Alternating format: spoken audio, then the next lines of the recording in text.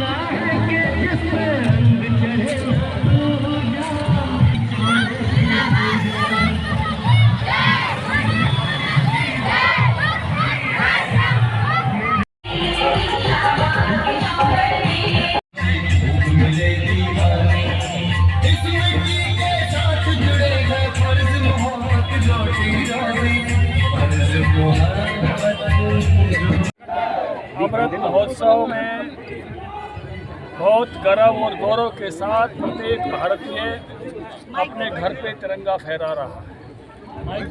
उस भावांजलि के साथ 90 साल की लड़ाई में इस देश में 3,27,000 लोगों ने इस आज़ादी के लिए अपना बलिदान दिया। 13,500 लोगों को अंग्रेजों की सरकार ने न्यायालय से सजा दे के मार दिया। किसी को फांसी पर लटका दिया, किसी को गोली से भुनवा दिया, किसी को तोप से उड़वा दिया। हरियाणा के भी जर्रे जर्रे में आज़ादी की लड़ाई लड़ी गई। सबसे ज़्यादा ताकत के साथ जो है लड़ाई लड़ी गई वो प्रथम स्वतंत्रता संग्राम था, जिसमें राव तुलाराम लड़े, उनके सहयोगी लड़े, राजा नाहर सिंह लड़े। और हरियाणा में कोई झज्जर का नवाब हो, चाहे कोई बहादुरगढ़ का नवाब हो, चाहे मेवात में ये लड़ाई लड़ी गई हो, चाहे रोहतक में लड़ी गई हो, चाहे हिसार में लड़ी गई हो, सिरसा में लड़ी गई हो, और इसकी शुरुआत जो है अम्बाला छावनी से हुई थी। उन सबको याद करते हुए, उनके उस अप्रतिम बलिदान को याद करते हुए, और जिन लोगों ने 62 के युद्ध में चाहे रेजांगला के वीर हों, चाहे 65 की लड़ाई लड़ने वाले हों, चाहे 71 की लड़ाई लड़ने वाले हों, चाहे कारगिल का युद्ध लड़े, हमारे 100 लोगों ने उस समय शहादत दी थी 400 में से कारगिल के युद्ध में, चाहे आतंकवाद से लड़े, ऐसे सब वीर जिन्होंने आज़ादी की रक्षा की। किसी ने कहा है कि तिरंगा हवा से नहीं फैलता, बलिदानियों की अंतिम सांसों से फैलता है। आज एक और खास दिन है, विभाजन की विभीषिका। कहने वालों ने यह भी कहा कि भारत को आज़ादी विभाजन की कीमत पर मिली। विभाजन की कीमत थी 10 लाख लोगों की मौत, 1.5 करोड़ लोग शरणार्थी, 10,000 बहनों की अस्मतों पर हमला। ये कोई मामूली कीमत नहीं थी। कांग्रेस के नेताओं ने कहा था कि हमारी लाश में विभाजन होगा, लेकिन 10 लाख लोगों की लाशें बिछ गई। जो बैरिस्टर रेडक्लिफ या विभाजन की लाइन खींचने के लिए आए थे इंग्लैंड से, वो जब वापिस इंग्लैंड गए तो उनसे पत्रकारों ने पूछा, क्या कभी आप भारत पाकिस्तान वापिस जाएंगे? उन्होंने कहा कि मैं कभी नहीं जाऊंगा, मैं ऐसा पाप करके आया हूँ कि बंगाल और पंजाब के 8 करोड़ लोग मुझे दरखास्त लेकर ढूंढ। इसलिए आज के दिन उन सबको याद करना चाहिए जो कौमें अपने इतिहास को भूल जाती हैं, उनको फिर से उसमें से गुजरना पड़ता है। हम अपने दुखद पलों को भूले नहीं। मैं बधाई देता हूँ आज लक्ष्मण यादव जी को, हुकम जी को, यहाँ के सारे कार्यकर्ताओं को। हमारे पूर्व विधायक विक्रम जी भी साथ हैं। पार्टी के सभी नेताओं को बहुत भव्य तिरंगा का आयोजन कोसली में किया है। धनखड़ जी उन सभी बलिदानियों की याद में किया है, एक अलग जगाई है।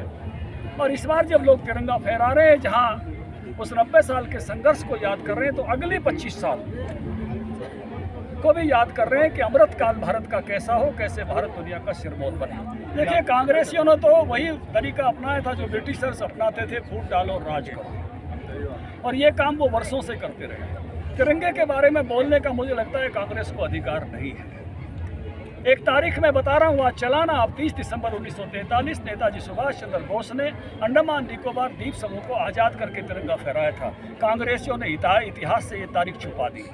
कांग्रेसियों ने ऑर्डर पास किया लिखित में कि ये डी सेरेमोनियल है, यहाँ पर कोई झंडा नहीं फहराएगा।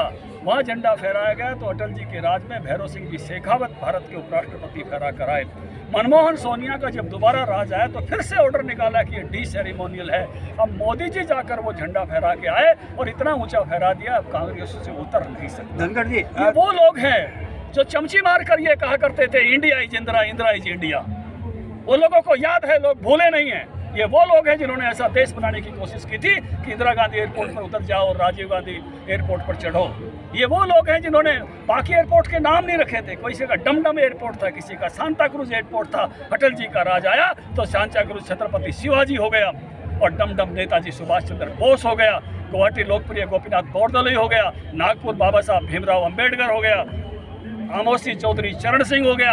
रायपुर स्वामी विवेकानंद हो गया और पोर्ट ब्लेड विनायक दामोदर सावरकर हो गया। इन्होंने तिरंगे पर भी केवल अपना अधिकार जमा रखा था, अपना फ्लैग बनाकर। इनसे लड़ाई लड़ी लोगों ने, नवीन जिंदल ने लड़ी, जो बाद में बेशक इन्हीं की पार्टी के साथ थे तिरंगा फहराने की। और आज मोदी जी ने हर घर तिरंगा फहराने का रास्ता खोल दिया है। कांग्रेसी तो इस देश को अपनी बपोती समझते थे, अब आम जन के साथ, भारत के हर जन के साथ ये उत्सव मनाया जा रहा है, आज़ादी का अमृत महोत्सव। आपने देखा जंग आज़ादी रही हो या आज़ादी को कायम करने की लड़ाई रही हो, मेरे इस क्षेत्र के लोगों ने हमेशा अपनी छाती पे गोली खाने का काम किया है। सब उनके वंशज हैं और इसलिए जोश होना तो स्वाभाविक है। और कार्यकर्ताओं ने अपना दिन रात करके इस तिरंगा यात्रा में जो मेहनत की है, हमारे मंडल अध्यक्षों ने, चारों ने, चाहे उसमें सरदार सिंह हो, चाहे उसमें आपके सोनू जी हो, चाहे उसमें इंद्र हो, चाहे राकेश हो, और ज़िले की पूरी टीम ने भी पूरी ताकत के साथ इस तिरंगा यात्रा में अपनी मेहनत जोड़ी है। और जोश इसलिए है कि कार्यकर्ताओं की संख्या ज़्यादा है, और कार्यकर्ताओं की जब संख्या ज़्यादा है तो ऑटोमेटिक जोश आ जाता है। और एक शहीदों के प्रति हमारा सम्मान जो करने का वो है, भावनात्मक लोग उनसे जुड़े हैं। इसलिए आज हम 75वां अमृत महोत्सव मना रहे हैं। और आने वाले जब 100 साल इस आज़ादी को होंगे, तब देश की तस्वीर ही विश्व के मानचित्र में प्रथम नज़र आपको आएगी। देखिए, कुछ इस देश में ऐसे लोग हैं, वो समय समय पे इस देश के साथ निरंतर गद्दारी ही कहूँगा मैं इसको, जो दिखाते रहते हैं, चाहे वो फिल्म के माध्यम से हैं, चाहे वो और दूसरे कार्यक्रम के माध्यम से हैं। कुछ एक शुरू से ही, आज़ादी से पहले भी आपने देखा कि 1857 में राव तुलाराम जी के नेतृत्व में जब पहली बार 5000 लोगों ने अपनी आहुतियाँ दी थी, तो साथ के अगर राजा महाराजा उस समय भी अगर सहयोग राव तुलाराम का देते, तो मैं ये समझता हूँ 90 साल आज़ादी को नहीं लगते। 1857 से 1947 में हमें आज़ादी मिली, उस समय भी ऐसे ही लोग थे। आज भी वैसे ही कुछ लोग भारत माँ को नुकसान करने में लगे हैं, और जनता आज जान चुकी है। उनका पैसा कमाना तो मन से देना भी उनका मकसद है। जब भी उनको अवसर लगता है, वो इस तरह की घिनौनी हरकतें करते रहते हैं। और आज उसको देश में कह रहा हूँ ना, समझ चुका। आज उस फिल्म में जाके देखो आप, आज मेरे ख्याल में उस हॉल में कौवे बोल रहे होंगे। तो लोग समझते हैं इन सब बातों, सभी को बहिष्कार करना चाहिए। जो मेरे सैनिक का सम्मान नहीं कर सकता, वो इस देश में रहने लायक नहीं है।